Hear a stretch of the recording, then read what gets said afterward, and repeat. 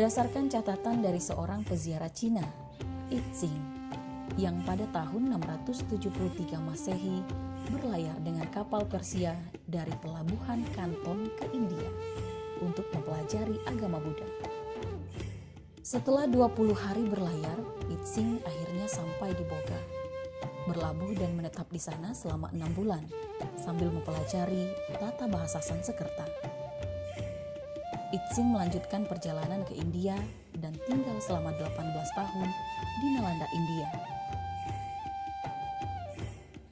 Dalam perjalanan pulangnya, ia kembali singgah selama beberapa tahun di Kerajaan Sri Boga, yang juga ia sebut Sanposi atau Malayu. Yixing menulis bahwa di lokasi yang berbenteng ini, 1000 biksu menekuni semua mata pelajaran yang sama seperti di Nalanda, sebelum akhirnya kembali ke Cina pada tahun 694 Masehi. 3 abad setelah Yixing pada tahun 1012, Atisa, seorang guru besar dari Universitas Nalanda, India, melakukan perjalanan mengarungi lautan selama 13 bulan menuju Kerajaan Melayu di pesisir timur Pulau Sumatera, yang oleh orang India saat itu disebut sebagai Swarnadwipa, yang berarti Pulau Emas. Atisa berangkat untuk berjumpa dengan guru yang paling disayangi selama hidupnya, Serlingpa Dharmakirti, orang dari Pulau Emas. Atisa tinggal bersama Serlingpa melanjutkan laku menyimak, belajar, dan samadhi selama 12 tahun. Di tahun 1025, ia berlayar pulang ke India membawa serta ajaran oleh sang guru dari Pulau Emas. Kawasan situs percandian Muara Jambi ini mulai menjadi perhatian sejak tahun 1820. Setelah hilang berabad-abad tahun lamanya, pada saat itu S.C. Crook, seorang perwira Inggris, melakukan pemetaan Sungai Batanghari untuk kepentingan militer. Menerima informasi laporan dari masyarakat desa, mereka melaporkan benda-benda aneh berbentuk bebatuan dan pecahan keramik-keramik kuno. Setelah lebih 100 tahun sesudahnya, Frederick Martin Snapjord memiliki ketertarikan benda-benda arkeologi Hindia Belanda. Kemudian menarik kesimpulan bahwa kawasan itu merupakan ibu kota peradaban yang sangat maju di zamannya. Laporan itu ditulisnya dalam The Archaeology of Sumatra pada tahun 1937. Sejak saat itu, kitab tersebut menjadi rujukan oleh semua peneliti arkeologi. Pada tahun 1954, pemerintah Indonesia membentuk tim survei yang dipimpin oleh R. Sukmono. Tempat-tempat yang dikunjungi antara lain adalah Candi Astano, Candi Gumpung, dan Candi Tinggi. Pada tahun 1976, kegiatan pemugaran reruntuhan candi-candi mulai dilaksanakan oleh Direktorat Sejarah dan Purbakala, Departemen Pendidikan dan Kebudayaan Republik Indonesia. Pada tahun 1981 hingga 1984, penelitian sendiri mulai aktif dilakukan sampai dengan sekarang. Kawasan Cagar Budaya Muara Jambi awalnya setelah sekian lama terlupakan, tertinggalkan, kembali ditemukan oleh seorang sarjana Inggris, S.C. Crook, yang pada saat itu ya bekerja untuk pemerintah Belanda. Kemudian setelah kita punya ahli, penelitian di kawasan ini dilanjutkan oleh putra bangsa Indonesia, yaitu Profesor Dr. Sukmono, hingga kondisinya seperti yang kita lihat sekarang ini. Di awal 80-an banyak pekerjaan-pekerjaan di sini, pemugaran, dan kondisi saat ini adalah seperti ini. Kalau dari beberapa literatur yang pernah saya baca, ini yang pasti ini situs ini berlatar belakang agama Buddha. Dan dulu mungkin ini difungsikan seperti pusat pembelajaran agama Buddha. Jadi mungkin bisa disetarakan dengan pesantren lah kalau sekarang ini untuk umat Muslim. Penetapan luas kawasan Candi Muaro Jambi sesuai keputusan Menteri Pendidikan dan Kebudayaan Republik Indonesia nomor 259/M/2013 tentang Satuan Ruang Geografis Muaro Jambi sebagai kawasan cagar budaya peringkat nasional dengan luas 3.981 hektar yang meliputi 7 desa di dalam 2 kecamatan, yaitu Kecamatan Marosebo dan Kecamatan Tanggorajo di Kabupaten Muaro Jambi, Provinsi Jambi.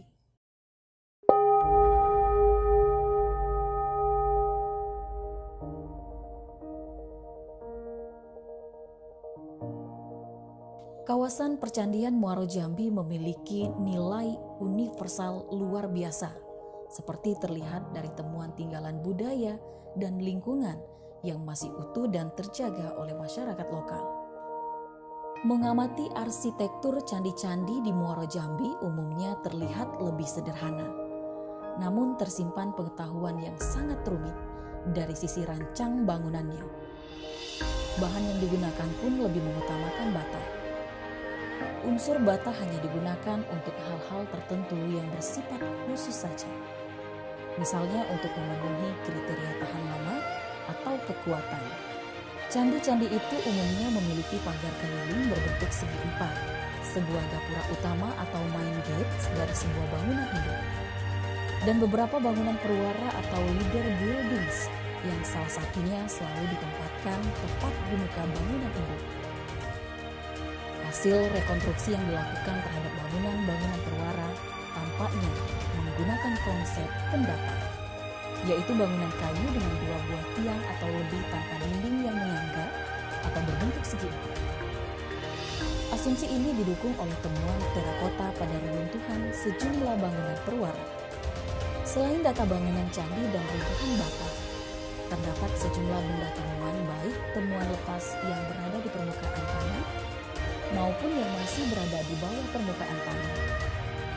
Temuan-temuan penting itu antara lain berupa inskripsi kuno yang dituliskan di atas sejumlah bata candi, lempeng timah, arca, baik besi dan logam seperti perunggu dan emas, keramik lokal dan luar, serta manik-manik yang berasal dari India dan Cina.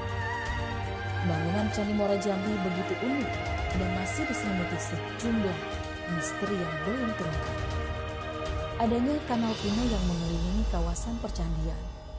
Kanal-kanal inilah yang dahulu di samping berfungsi sebagai simbol kosmologis dalam konteks Buddhisme, juga berfungsi sebagai sarana transportasi antar candi dan sabuk pengaman kawasan yang disucikan.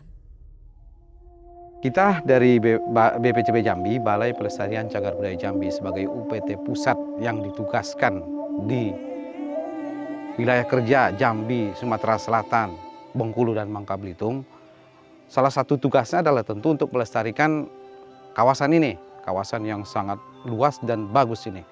Kami harus menjamin pelestariannya. Pelestarian berisi pelindungan, pengembangan, pemanfaatan. Setelah kita lindungi, misalnya dengan beberapa pemugaran yang kami lakukan, kita jaga setiap hari, kemudian kita kembangkan melalui penelitian-penelitian, revitalisasi, dan lain, dan kemudian dimanfaatkan. Manfaat ini harus dirasakan oleh masyarakat di sekitar situs. Undang-undang menyatakan ya pelestarian cagar budaya itu memang harus memberi kesejahteraan kepada masyarakat. Yang ada sekarang ini yang sudah banyak kita kerjakan sebenarnya baru pelindungan. Misalnya adanya ekskavasi, adanya pemugaran, ada konservasi, itu masih di sekitar pelindungan. Kemudian pengembangan itu sebenarnya pengembangan situsnya. Pengembangan situsnya itu baik untuk ilmu pengetahuan ataupun untuk wisata, bisa dikembangkan. Kemudian untuk pemanfaatan itu sendiri jelas sekali bahwa muaranya untuk kesejahteraan masyarakat. Nah, jelas sekali walaupun kesejahteraan masyarakat tadi tidak semata-mata bahwa masyarakat harus semau-maunya.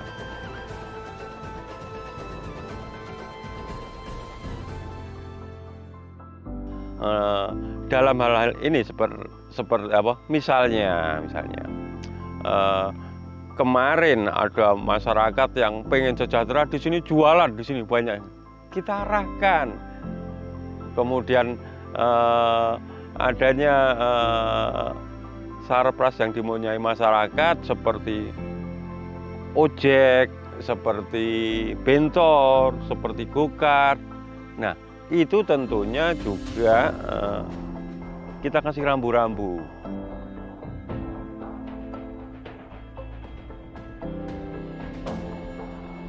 Balai Pelestarian Cagar Budaya Jambi di bawah Kementerian Pendidikan dan Kebudayaan Republik Indonesia terus berupaya melestarikan. Rangkaian pemugaran terus berlanjut hingga sampai saat ini. Dan hasilnya menjadi kawasan percandian Muara Jambi yang dapat dikunjungi oleh berbagai kalangan. Sebagai destinasi wisata sejarah, budaya, religi, dan edukasi. Gerakan pelestarian warisan budaya dan warisan bumi yang terus dikampanyekan saat ini merupakan bentuk kepedulian dan kesadaran yang makin baik dari berbagai kelompok masyarakat maupun pemerintah dalam merumuskan pengelolaan dan pelestarian warisan budaya dan warisan alam. Pada dasarnya, upaya pelestarian adalah upaya untuk mempertahankan sumber daya dalam konteks sistem dengan memberikan makna baru bagi sumber daya itu sendiri.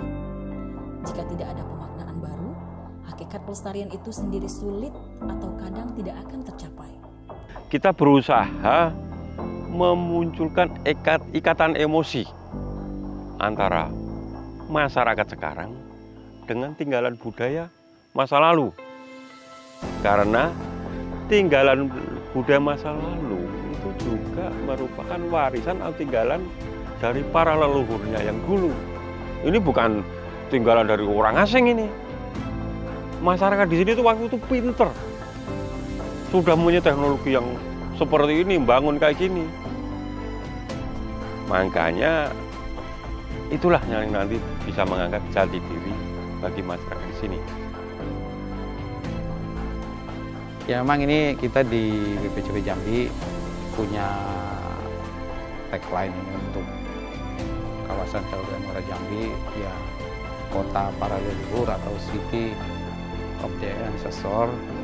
Mudah-mudahan ini juga sedikit banyak berpengaruh terhadap pariwisata. Oh, ini orang akan penasaran seperti apa sih. Tentu kami sangat berharap masyarakat di sekitar ini ikut berperan serta.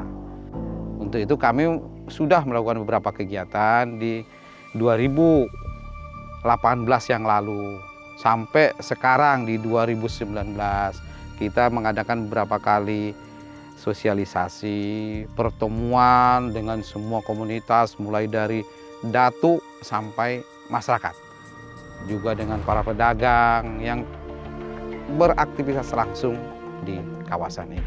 Sehingga kita harap dengan begitu mereka akan sadar, saya butuh sama kawasan ini, saya butuh kawasan ini lestari.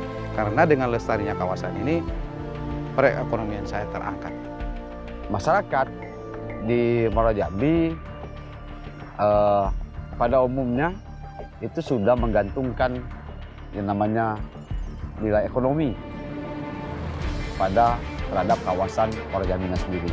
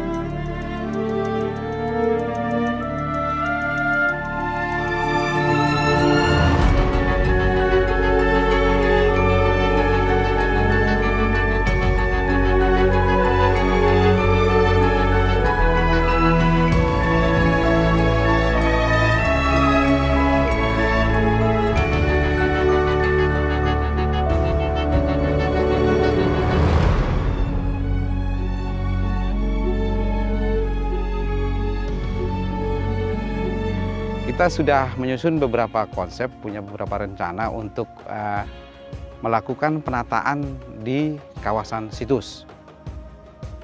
Kita sarana prasarana sini kita benahi, juga tentu yang sebelumnya beberapa tempat yang digunakan untuk usaha oleh masyarakat kita benahi, kita pindahkan, kita tata sedemikian rupa. Kemudian juga kita lanjutkan dengan penataan jalan, penataan lingkungan, sambil terus melakukan pemugaran di kawasan ini. Mudah-mudahan nanti ini akan semakin cantik, semakin indah terlihat, dan tentu harapan kita semakin menarik wisatawan untuk datang ke kawasan ini.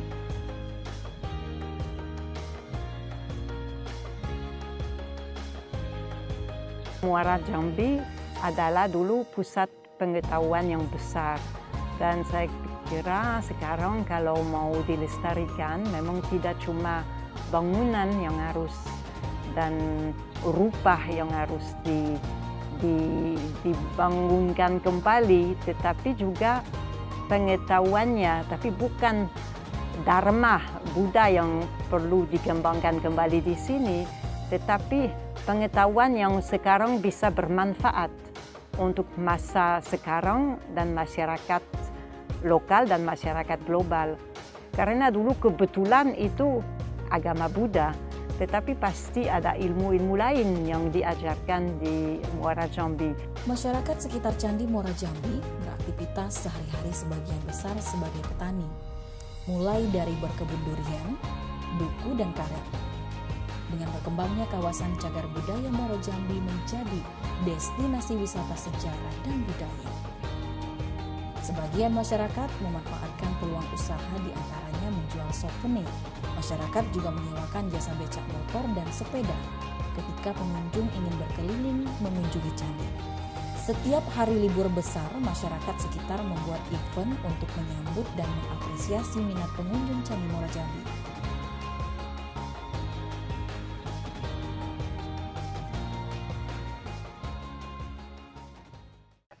Ya, saya sebagai pribadi dan Kepala BPCB Jambi saat ini tentu sangat berharap partisipasi dari masyarakat, pemerintah kabupaten, pemerintah provinsi dalam hal pelestarian dan publikasi dari kawasan ini. Ini sebenarnya sangat potensial kita angkat menjadi daya tarik internasional. Salah satunya melalui penetapan kawasan cagar budaya Jambi sebagai warisan dunia, yang sebenarnya sejak 2009 sudah masuk dalam daftar sementara warisan dunia UNESCO. Nah, ini harus kita tingkatkan, kita harus sama-sama, tidak hanya kami dari BPCB, tapi pemerintah provinsi, kabupaten, masyarakat harus sama-sama, sehingga kawasan cagar budaya Muara Jambi bisa ditetapkan sebagai warisan budaya dunia, yang tentu gaungnya akan mendunia internasional, sekaligus akan meningkatkan promosi wisata yang mengundang semakin banyak wisatawan datang ke sini.